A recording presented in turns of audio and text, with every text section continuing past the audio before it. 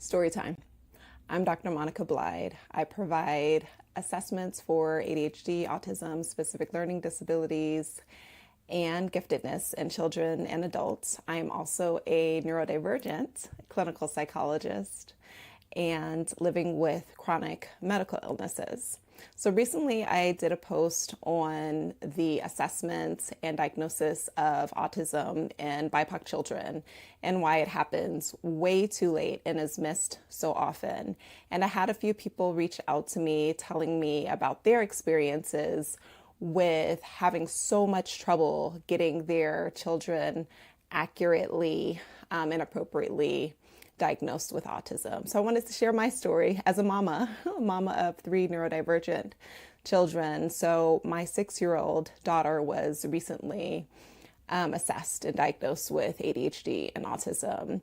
And let me tell you, there were so many tears when we received that diagnosis. And it was tears of relief that the psychologist saw her and understood that just because she can look you in the eyes and have a conversation with an individual as an adult who is an adult does not mean that she does not have autism features, does not mean that she's not autistic and ADHD.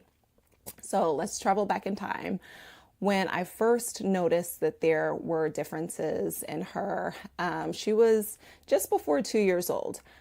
Before this time, she had some delays in her expressive language. So she babbled later than other little babies. She spoke her first words later.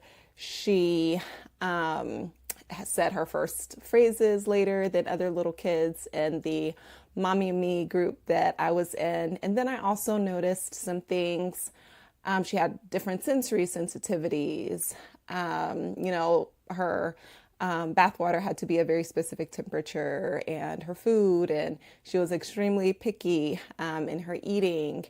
And she would line up her toys by color. She would line up the Kirkland sparkling water bottles by color, and that was like her fun time. She also would spin in circles and sometimes walk on her tippy toes, and she was very clumsy. Added to this genetically, her father, my husband, is ADHD, autistic ADHD. He was diagnosed in early childhood. And her brother, my stepson, and my son are all ADHD and autistic. So genetically, there was like very high load there. So I took her to the regional center just before she turned 2 years old. And she had the assessment. She did qualify for services because of the expressive language delays plus adaptive skills delays. I didn't know at that time that she should already be like dressing and undressing herself. I was like, oh, I don't know. No, she doesn't do any of those things. So she ended up getting speech therapy for a year and occupational therapy and physical therapy, to address her needs. But when it came to the actual autism assessment, they said, oh, well, she responds to her name when we call her name, and she can look you in the eye. She has direct eye contact. And, the language that she does have, she will address it to adults. She'll sit there and, have a little mini conversation. And so there's no way that she could be autistic. No way. She is a very hyperactive child. So they recognized the ADHD early. They didn't diagnose it at that time, but they definitely recognized she was extremely hyperactive. But she's fine. There's nothing wrong with her. She's fine. So fast forward to now we're in first grade. And she's having a lot of struggles socially, a lot of struggles. So it happens at school, but then also on the weekends, or when we take her to the playground to play with other kids or to this indoor playground, it's always us, her parents, trying to facilitate those introductions and conversations, teaching her hey, go up to someone and ask if you want to play. And everything is very methodical and strategic. And these social communication skills were not natural or organic for her. each step needed to be learned.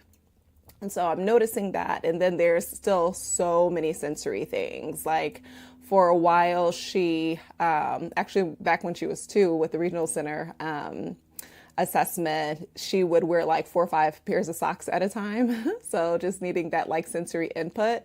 But for the past couple years, she would like wear no socks. And so like it's raining outside. People are looking at us like we're bad parents because here's this child with no socks on. So we end up buying like Crocs just so that like her feet are at least covered. And then she would only wear basketball shorts for a certain amount of time.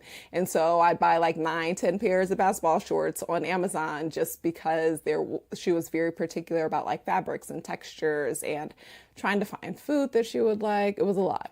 So with all this, I wanted to get her appropriately assessed because she was really struggling. And then, of course, there were still all the, attention and hyperactivity and attention things. So that the ADHD profile. I searched long and hard for someone who would be qualified and knowledgeable enough to be able to identify both neurodivergent brain styles and presentations in her.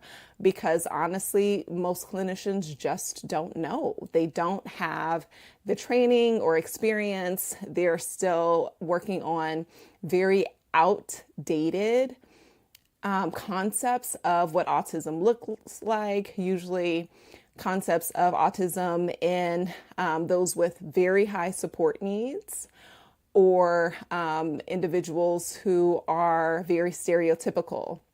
So, think about Legos, trains, and dinosaurs as special interest. Instead of non-stereotypical presentations in autism, it may be people and pets. So living things that are the special interest. And instead of the repetitive behaviors of dropping a ball from the same height over and over again, it may be repetitive behaviors of, lining up toys or, watching the same movie over and over again and over again and over again, listening to the same songs over and over and over again. But the need for a lot of routine and structure, having a very, very difficult time with transitions and change. And as I mentioned before, unfortunately, many clinicians just do not have this knowledge and education. So I searched high and low and wide and reached out to a former supervisor of mine to get a recommendation, found someone fantastic who was going to do the quality of work that I do in my private practice for my own clients. I wish that I could have done the assessment myself because this is my work. However, ethically, we cannot do testing or assessment on any of our friends and family. So that wouldn't have been right. But I was just really grateful to have found someone who had that knowledge and expertise, who listened, who did an accurate and thorough, very comprehensive assessment that was up to my standards as a mother and then as a professional, and who saw my daughter.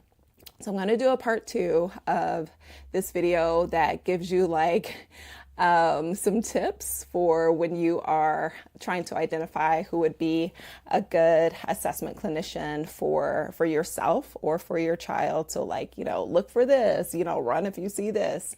I'll do that next, but I just wanted to share that story. Some people ask okay, how much did it cost? It was quite expensive. It was $8,500 just for the assessment, not including the cost of the hotel for 2 nights for when we were in the area to get the assessment and all the other expenses. So it's something we're still paying off. My assessments are, in that range, but not quite as high. If you guys are wondering what that looks like, unfortunately, our PPO insurance only reimbursed us $60, which I thought was so disrespectful. Okay, that was like a meal or 2 when we were down there. And we're, still paying off the credit card, but absolutely worth it because now my daughter is positioned she has an IEP now in school. She's positioned to finally